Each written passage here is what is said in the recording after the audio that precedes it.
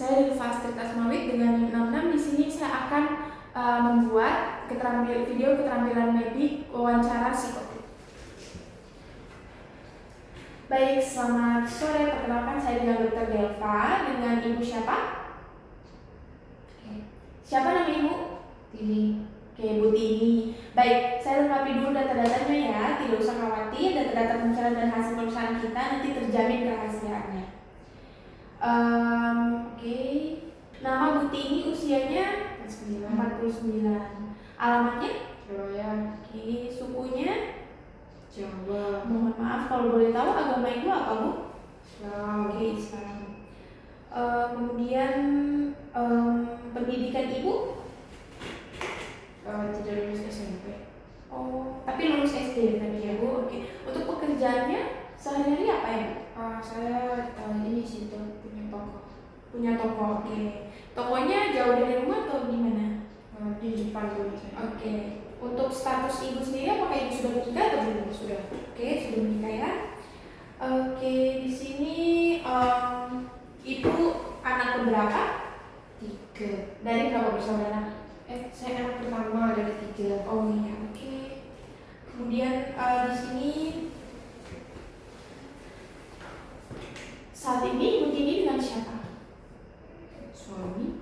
Dengan suaminya, oke.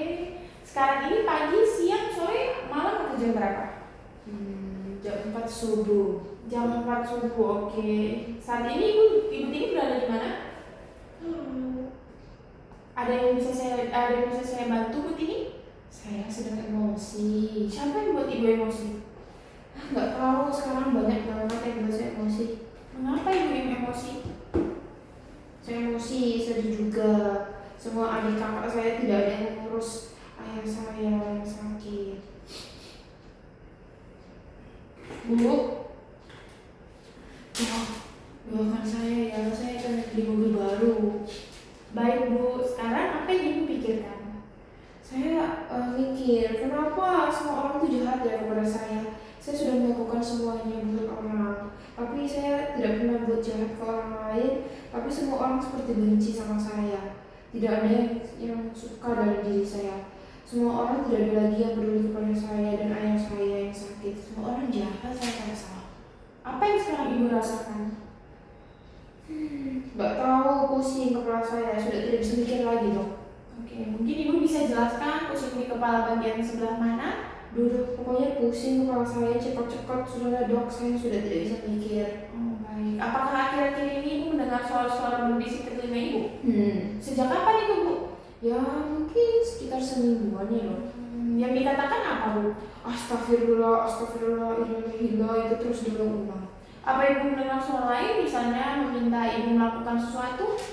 Enggak sih, cuman akhir-akhir ini saya sering ketemu kakek saya dok. Dia naik kereta kuda, terus kemudian kemarin tuh juga ketemu sama itu Mbak Bandi. Mbak Bani itu siapa, Bu, kalau boleh tahu? Saya. Oke. Bu, sudah ya, saya lapar, saya mau pergi makan dulu. Baik Bu, silakan. Untuk heteroamnesis dari suami pasien mengatakan pasien sulit tidur sejak 1 bulan ini, kemudian pasien baru bisa tidur di atas jam 11 malam, keluhan sulit tidur memberat sejak 1 minggu ini. Awalnya dikarenakan sempat cekcok dengan kakak tirinya. Seminggu kemarin pasien menasihati keponakannya yang nakal, tapi ibunya tersebut malah memarahi balik dan mengatakan bahwa pasien tidak berhak dan tidak pantas untuk menasihati orang karena pasien memiliki gangguan jiwa. Setelah itu, gejala pasien mulai memberat. Pasien lebih sulit tidur, selalu tidur di atas jam 12. Jika belum tidur, pasien mondar-mandir di dalam rumah sambil mengerjakan apa saja yang bisa dia kerjakan, seperti beres-beres walau sudah bersih atau merapikan barang dagangannya. Pasien juga semingguan ini menjadi mudah marah dan sering ngomel. Kemudian terutama bila ada hal yang tidak diinginkan, tidak terpenuhi, atau hal yang tidak sesuai dengan inginnya. Pasien juga gampang sedih, menangis, tapi juga cepat tertawa sendiri. Semingguan ini, pasien juga sering berbelanja hal-hal yang tidak terlalu penting dan terkadang meminta barang-barang mewah dan ingin memiliki mobil baru. Dan jika memiliki uangnya akan dibagi ke orang sekitar dan dibelanjakan. Ketika ditanyakan tentang pasien yang melihat sosok Mbah Bandi, keluarga mengatakan bahwa itu adalah tetangga yang baru saja meninggal. Suami mengatakan pasien memang bekerja di tokonya sendiri sebagai penjual sehari-hari. Pasien bekerja bekerja tanpa dibantu orang lain. Hanya dibantu dalam hal angkat-angkat saja, suami pasien mengatakan pasien tetap bisa bekerja dan menjadi ibu rumah tangga dengan cukup baik. Sebelumnya, pasien adalah tipe orang yang periang, selalu ceria dan terbuka bila ada masalah pada suaminya. Riwayat psikiatri sebelumnya, pasien pertama kali mengalami gangguan jiwa 1993. Kemudian saat itu, pasien berumur 18 tahun tidak pernah periksa atau opname pada saat itu. Pertama kali periksa dan opname adalah tahun 1995, opname yang kedua 1997, dan terakhir opname di tahun 2008. Setelah opname terakhir, pasien hanya 2 kali kontrol dan menghentikan minum obat karena menurut pasien dan keluarga sudah sehat dan kembali seperti semula. Kemudian di antara periode opname, kondisi pasien baik saja, bisa bekerja seperti biasa dan tidak ada gangguan relasi dengan orang lain. Riwayat medis tidak ditemukan, riwayat penyakit keluarga juga tidak ada. Riwayat keluarga pasien merupakan anak pertama dari 3 bersaudara dan ibunya adalah istri kedua. Hubungan dengan adik kandung dirasa kurang akur, hubungan dengan kakak tirinya juga kurang akur. Pasien pernah menikah dengan memiliki 1 anak dan saat ini pasien juga memiliki 1 anak di pernikahan keduanya. Riwayat kelahiran, lahir dibantu oleh bidan dan lahir di rumah sakit, spontan tanpa kelainan. Untuk riwayat tumbuh kembang, di sini pasien tumbuh layaknya orang pada umumnya. Kemudian riwayat pendidikan, pasien tidak lulus SMP, pasien lupa kenapa putus sekolah. Riwayat pekerjaan, pasien bekerja sehari-hari menjadi penjual di tokonya. Riwayat sosial, pasien memiliki banyak teman dan pasien sangat aktif berinteraksi dengan tetangga sekitarnya.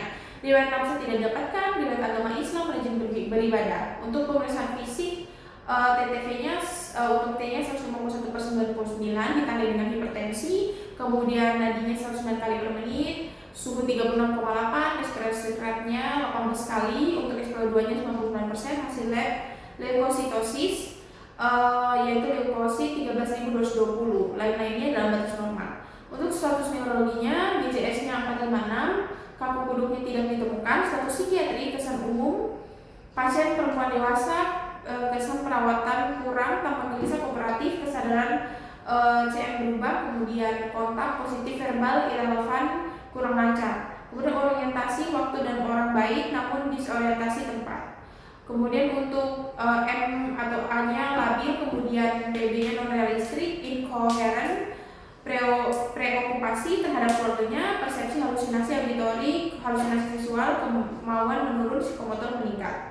Untuk diagnosa multiaksial, di sini aksi 1 gangguan afektif bipolar EP, kini campuran F31, DD gangguan psikoafektif tipe campuran F25.